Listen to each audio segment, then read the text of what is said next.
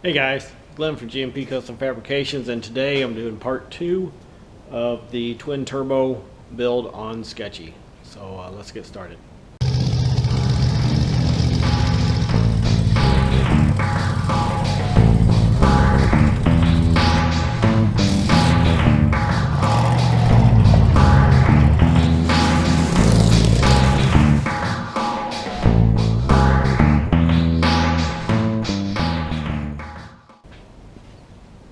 Okay, on part 1, I tackled the hot side up to a point. I did not address the wastegates. I didn't have them ready to go on yet. I'll be doing that in an upcoming video, but I believe I'm going to place them here, just below that cold side. I think I clocked that up a little bit more to clear it, but I think that's a good spot because of the flow coming up the pipe. I think that would be a good spot. Then I'll turn it down and run it back. On the other side, what I didn't show you in the last video, whenever I did my manifolds, of course the manifolds themselves were a mirror image one side to the other. However, the turbos were not mirrored, so I ended up with this, and that did not look good. So what I ended up having to do, get around here, is instead of having this one aimed up like that one is, I had to tilt it down. So I cut that all the way around it, flipped it 180 degrees, welded it back on. So that fixed that problem. Now they look a lot more symmetrical. You know, of course, they both spool the same direction, so you're going to have that because I'm not spending money on a pair of mirrored turbos. So, but what I'll have to do once I get to that point is I'll flap wheel that all flat and then weld those on to the onto the manifolds, so I don't have to worry about any leaking on there. But today we're going to address the oiling, and I have everything I should need for the oiling. This is another one of those deals where it probably would have been cheaper definitely to go on eBay and buy a twin turbo oiling kit, but then again I would have got the stainless lines, questionable quality, yada yada yada. So I went to my local Ace Hardware. I went with brass fittings and copper line. Now people will tell you on the internet, oh, you don't want to run copper lines because the vibrations, blah blah blah, will make it fall apart, brittle, whatever. Once again, this is a show car. It's not going to see a lot of miles. It might cruise town a few times every so often.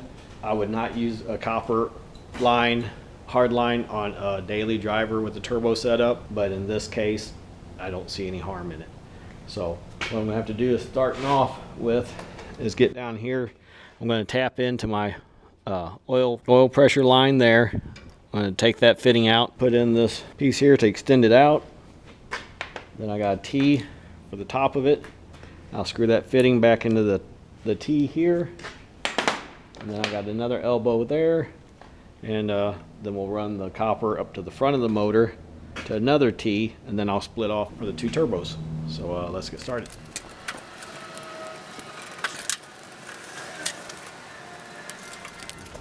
We use a steep socket for getting that out. Just a little side note.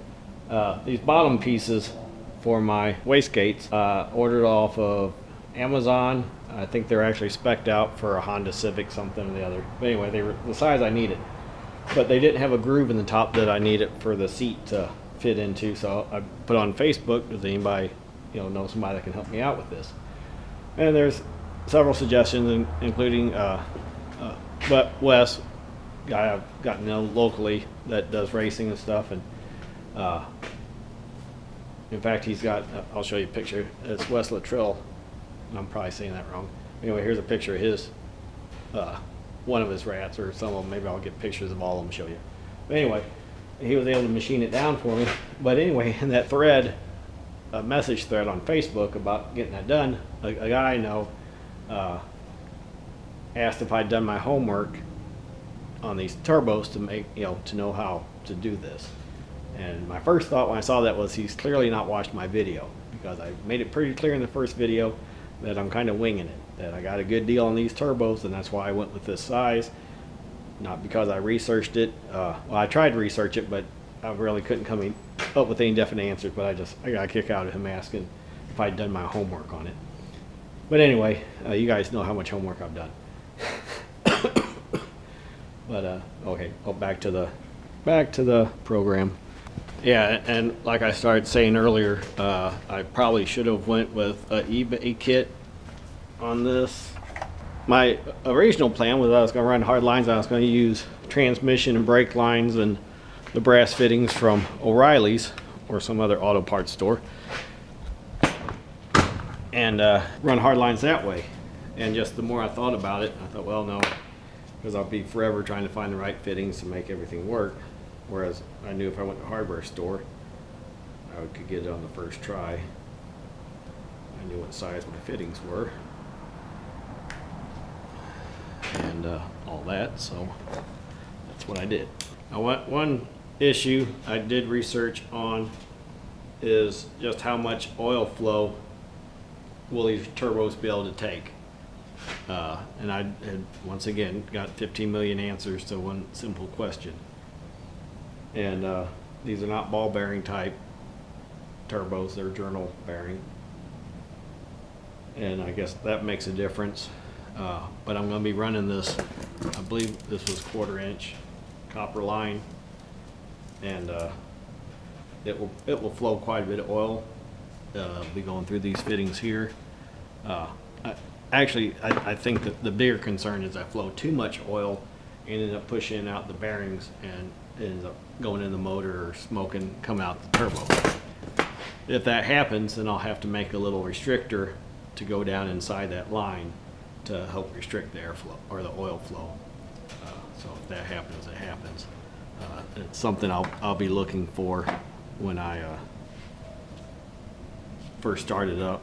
This is all 1/8 inch here for the oil pressure line for the gauge, and then I'll be going up to 1/4 inch on the rest of it. So that really won't restrict it enough, I'm afraid. I'm still gonna probably have to restrict it more at some point. Fingers crossed, we'll go ahead and go where I need it to. Yeah, that's what I was afraid of. I'm gonna have to take that nipple there off for now.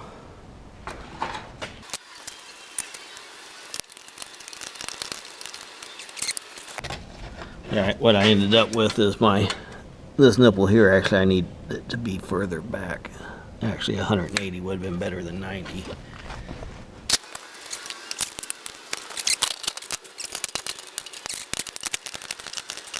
Stop when it gets to the bottom, or when I get it in position. So I might as well put it back on while it's up where I can get to it.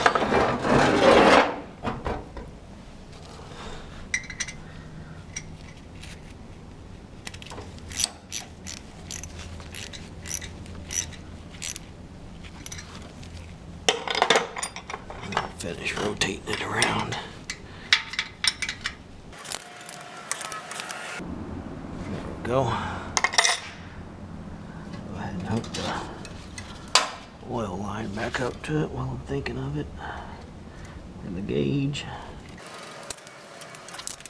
Now, what probably made this such a more expensive endeavor is the copper line. I think I probably paid as much for the 10 feet of this as I did for all the fittings. I'm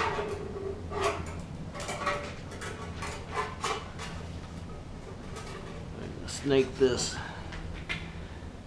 down here. Hope we come out through this valley. Close on length, and I'll go ahead and cut it off here. That way I can go ahead and connect that in and go from there. Okay, what I'm going to go ahead and do now is go ahead and put the T on this end of it. snake it under here.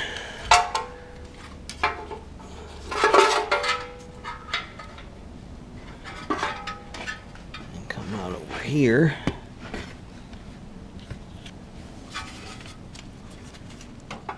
Once I get these secured, then I'll go back and make sure that it's not rubbing against anything under the manifold, that it's supporting itself and clear.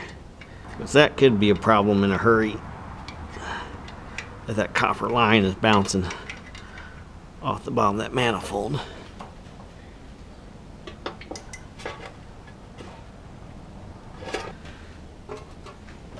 it's time to look at these. These are the blocks that go on top of the turbo as such. So I just have that lightly threaded in. So I'm going to go ahead and Teflon tape it up. Although I should probably be using something else for that.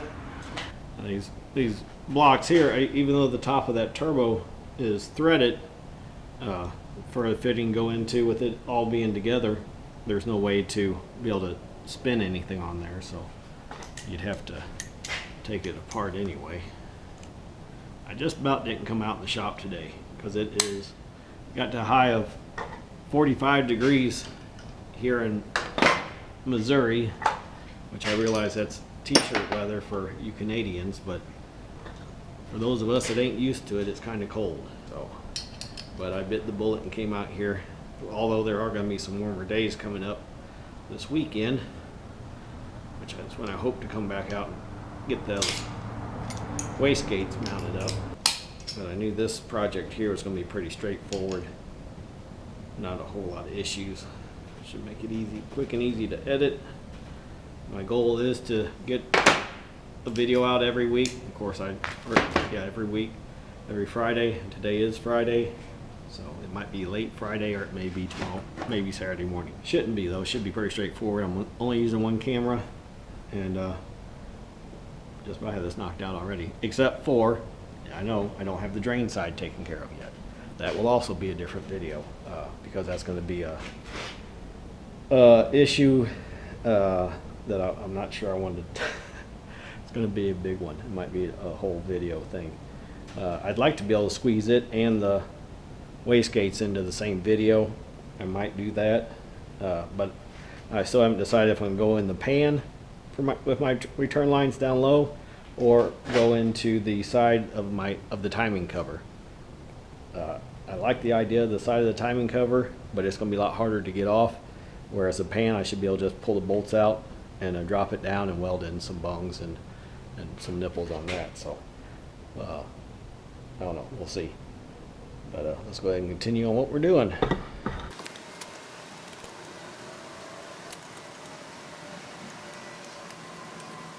Had to go ahead and clock that a little bit because I knew I wouldn't get that nut back on there if I hadn't. Go from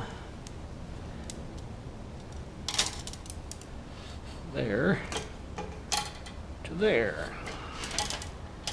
Maybe swoop it down out of the way a little bit. Down here. Go ahead and attaching to the turbo side first because of it being solid.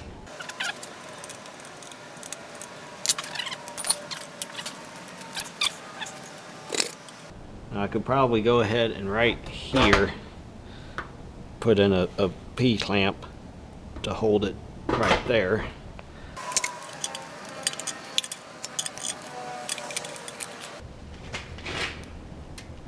Let's see if I found one. Actually, I could do another one right here if I wanted to, off of that valley pan screw thing.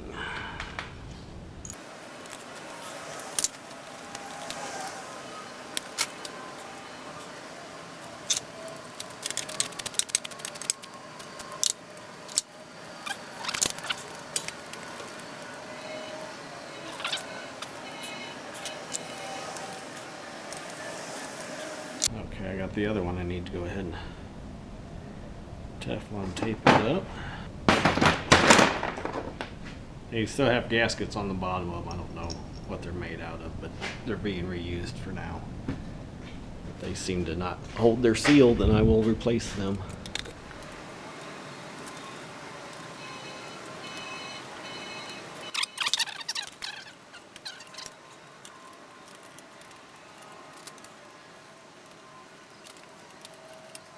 That one loose until I get the cold side figured out.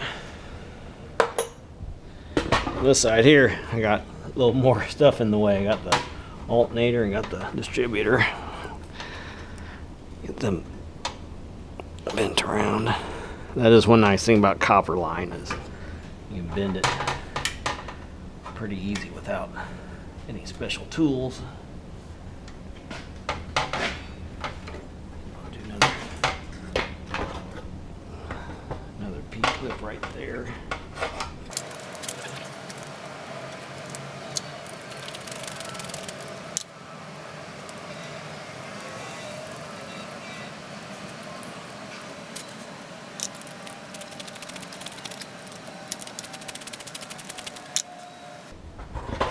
Probably should not tighten that down until I cut that off. But